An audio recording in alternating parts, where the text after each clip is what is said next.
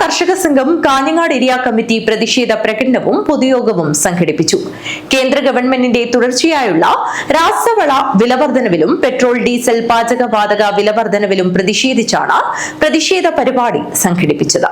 കേന്ദ്ര ഗവൺമെന്റിന്റെ തുടർച്ചയായുള്ള രാസവള വിലവർദ്ധനവിലും petrol diesel പാചകവാതക വിലവർദ്ധനവിലും പ്രതിഷേധിച്ച് കേരള കർഷക സംഘം കാഞ്ഞങ്ങാട് ഏരിയ കമ്മിറ്റിയുടെ നേതൃത്വത്തിൽ പ്രതിഷേധ പ്രകടനവും പൊതുയോഗവും സംഘടിപ്പിച്ചു.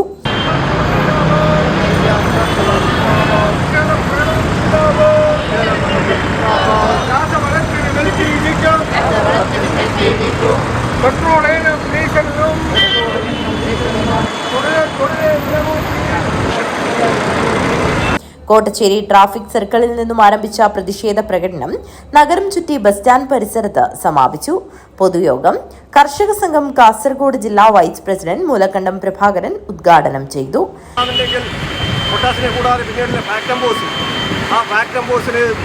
നേരത്തെ പറഞ്ഞിട്ടുള്ള ആ വിലയിൽ നിന്ന് വ്യത്യസ്തമായി 1500 രൂപ നേരത്തെ വിലയെടുത്തിരുന്ന സ്ഥാനത്ത് 50 കിലോന് ഇപ്പോൾ 2100 രൂപയുമാണ് വാങ്ങിച്ചുകൊണ്ടിരിക്കുന്നത്.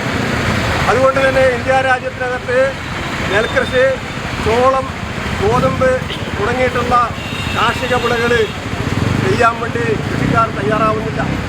അങ്ങനെ കൃഷിക്കാർ തയ്യാറാവാത്ത ഘട്ടത്തിനകത്ത് ഈ രാജ്യത്തിനകത്തുള്ള നരേന്ദ്രമോദി എന്താ പറയുന്നത്? നിങ്ങൾ രാസവളം കുറക്കൂ, പ്രകൃതിയെ മണ്ണിന് ഹാനികരമായിട്ടുള്ള രാസവളം ഇപ്പോൾ ഉപയോഗിക്കേണ്ട, അത് പ്രകൃതിക്ക് ദോഷമാണ്, അതുകൊണ്ട് മണ്ണിനെ സംരക്ഷിക്കൂ എന്നുള്ള ഉടന്ത ന്യായമാണ് ഈ രാജ്യത്തിനകത്തുള്ള ഭരണാധികാരികൾ കൃഷിക്കാരോട് പറയുന്നത്. അപ്പോൾ നമ്മൾ മനസ്സിലാക്കേണ്ടത് രാജ്യത്തിനകത്തുള്ള ഉൽപ്പാദന മേഖല തകർന്നു കഴിഞ്ഞാൽ രാജ്യത്തിനകത്ത് ഭക്ഷ്യക്ഷാമം ഉണ്ടാകുന്നതോടൊപ്പം തന്നെ ഈ ഭക്ഷ്യക്ഷാമം പരിഹരിക്കുന്നതിൻ്റെ ഭാഗമായി വിദേശ രാജ്യങ്ങളിൽ നിന്നും കണ്ടമാനം ഇറക്കുമതി നടത്തിക്കൊണ്ടിരിക്കുകയാണ്. Karshaka Sangham Kanhangad area president P Radhakrishnan അധ്യക്ഷത വഹിച്ചു. K V Surendran, N Gopi, P Jyothi Basu എന്നിവർ സംസാരിച്ചു. കെ വിശ്വനാഥൻ സ്വാഗതം പറഞ്ഞു. News bureau, Kanhangad.